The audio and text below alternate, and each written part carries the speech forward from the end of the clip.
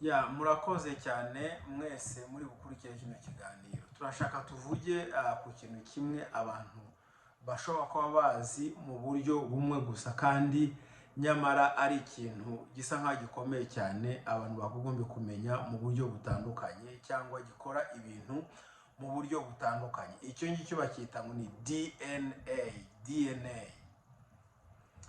Iyo DNA rero niyo nshaka ko tuganiraho uno munsi, kuko abantu benshi baravuga ngo tuzapima DNA, tuzareba DNA uko imeze. Urumva aho ngaho baba bashaka kuvuga cyane cyane ku kintu kimwe kandi nyamara DNA ikora ibintu byinshi cyane.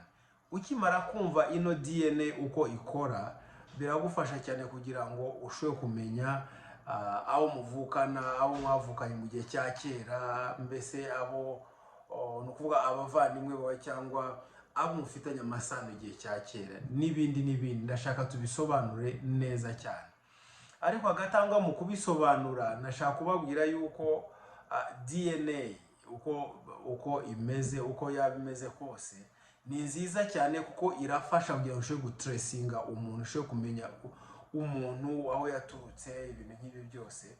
Ibyo nabyo abantu benshi ntibari babizi, ariko ku rundi ruhande ni ikintu cyiza cyane. Ni ukuvuga n'ubuvumbuzi, bavumbuye ibintu byiza cyane, ariko ku rundi ruhande nabyo icyo cya DNA cyashobora kuvumbura ibindi byinshi, cyavumbuye abantu ku buryo abantu benshi batinya gukoresha DNA.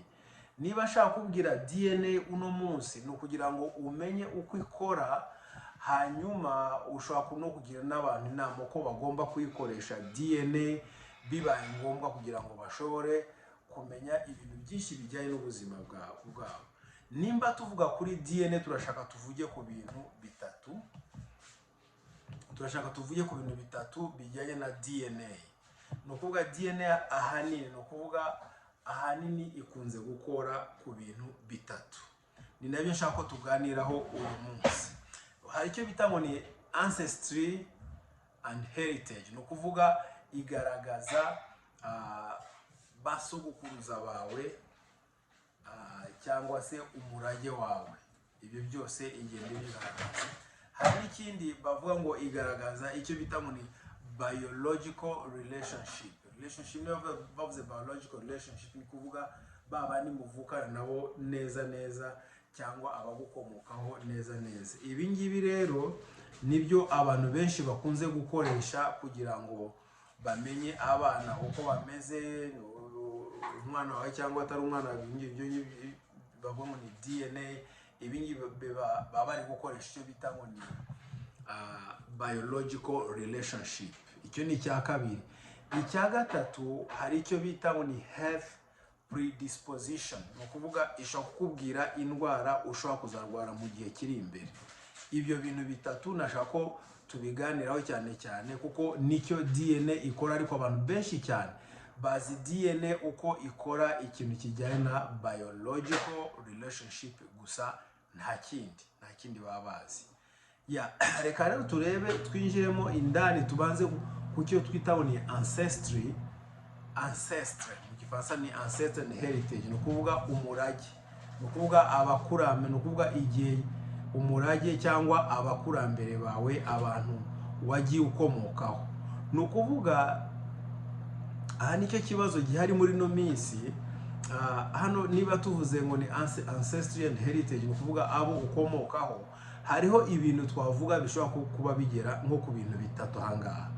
Icya mbere ni uko hari icyo bita ngo ni ethnic origin. Ni ukuvuga ubwoko bwawe, uri ubwoko ki, cyangwa migration path. Ni ukuvuga abantu bagiye bahunze banyura hehe, ukuntu bagendaga bahunga kugeza ubwo bageze aho bari ubu ngubu.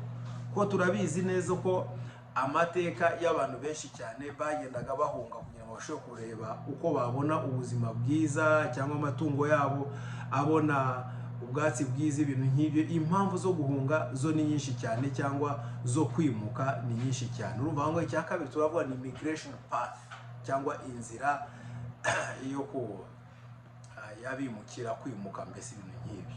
Hari icyo bavuga icya gatatu, icyo tugiye kuvuga, icyo bita ngo ni deep lineage. Nuko deep lineage ni ukuvuga umurongo wawe, aho ni ukuvuga aho wagiye ukomoka, wowe papa wawe, sogokuru wawe, sogokuruza wawe, ibyo byose DNA igenda ibyerekana. Reka turebe icyambere iki twavuze ngo ni ethnic origin, ukuvuga ubwoko bw'umuntu. DNA ikora icyo bita estimation of, reka tubisome gutya, aravuga ngo provide an estimate of your ethnic background and reveal the geographic region your ancestry came from. No kuvuga DNA ishobora kugaragaza ubwoko bwawe cyangwa aho basogokuruza bawe batuye, inzira bagiye bacamo, kuko twabivuze uko baje, aho bagiye baca kugira ngo bagere aho uri, kugira ngo bakugereho wowe. Urumva icyo bifasha cyane cyane ngaha nuko bifasha umuntu kugira ngo ashobore kumenya ibisekuruza bye, ashobore kumenya aho bavukana cyangwa se aho bafitanye amasano uko byagenda kose. Ikindi bavuga ngo migration path, nayo twabivuzeho gato, baravuga ngo trace how your ancestry moved across the globe over 1000 years. No kuvuga ibi ngibi migration path igaragaza, DNA igaragaza uko mu myaka ibihumbi n'ibihumbi, igihumbi cyangwa ibihumbi bingahe gutyo, igenda igaragaza aho basogokuruza bagiye baca bose, aho waturutse naho bagiye baca hose igenda ibagaragaza gutyo. Urumva ibyo ngibyo nayo birafasha cyane, iyo bita migration path. Hanyuma icyo bita ngo deep lineage cyangwa umurongo, ni ukuvuga aho wakomotse, umurongo aho. Bano baravuga ngo through specialized tests like Y-DNA,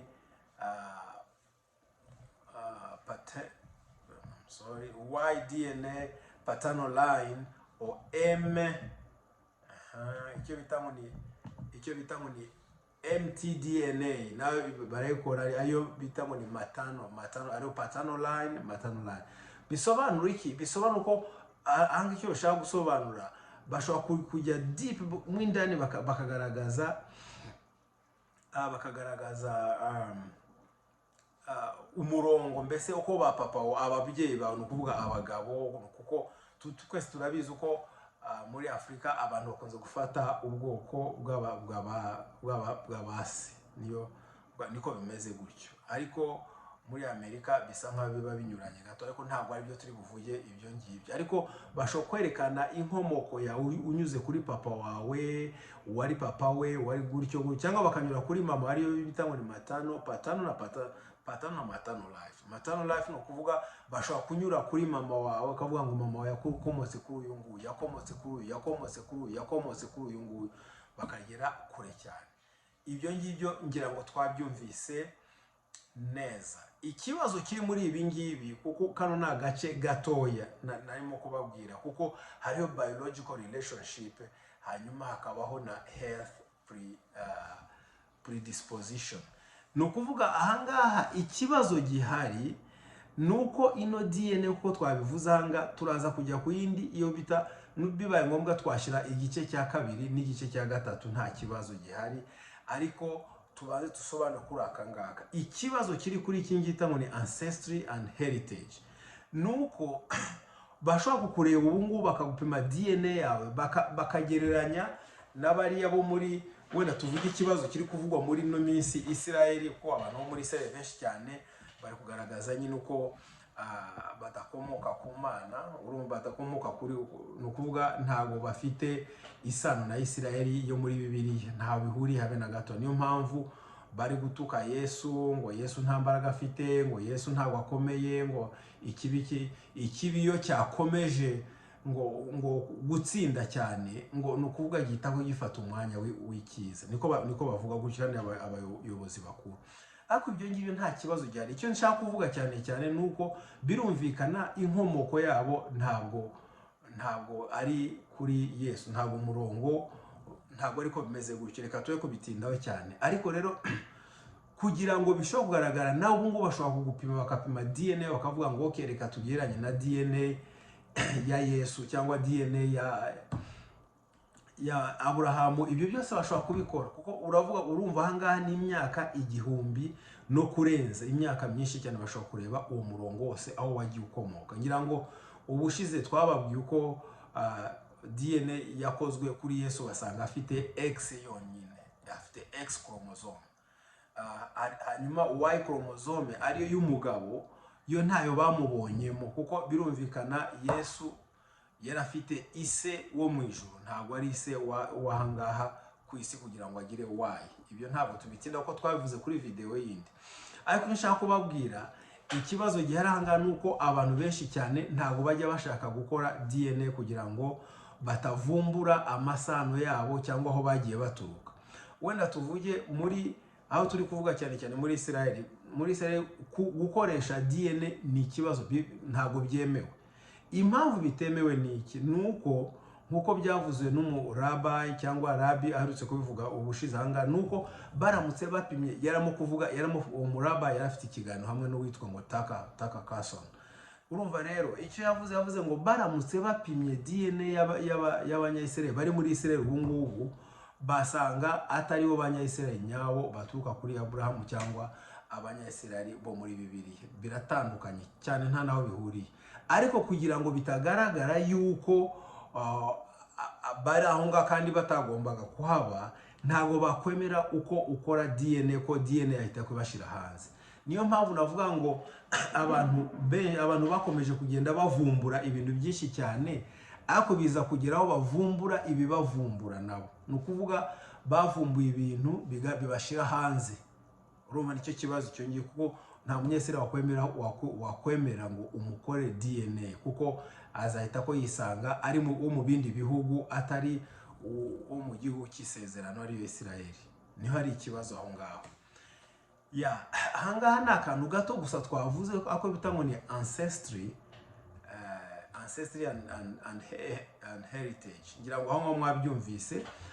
Kugira ngo tutakomeza kurangiza umwanya, reka tube turekeye ahangaha kugira ngo abantu babanze bumva iki ngiki, ko tugiye gushyira igice cya kabiri, kuko ntabwo twabirangije byose icyarimwe, kugira ngo abantu bagire ubumenyi buhagije ku bijyanye na DNA. Ntibazakubeshe ngo DNA ni ipima wowe n'umwana wawe gusa, hoya. DNA ishobora gupima wowe n'umwana wawe, birumvikana, ariko ishobora kujya kuri gapima basogokuruza bawe, ikagaragaza aho waturutse, inzira wagiye ucamo cyangwa ababyeyi bawe cyangwa basogokuruza bawe bagiye bacamo kugira ngo bagere mu gihugu barimo. Ni ukuvuga mu yandi magambo, uramutse uvuze ngo nitwe dutuye hano, wenda tuvuge muri uno mujyi, ngo nitwe bakavukire bahangaha, ushobora kubivuga gutyo, ariko ibimenyetso birahari, kuko bakoshe DNA basanga uri umuntu waturutse ahandi. Murakoze cyane mwese mwashoboye gukurikira kino kiganiro, muze kugerageza mukurikire n'ikindi kiri bukurikireho. Sawa bye.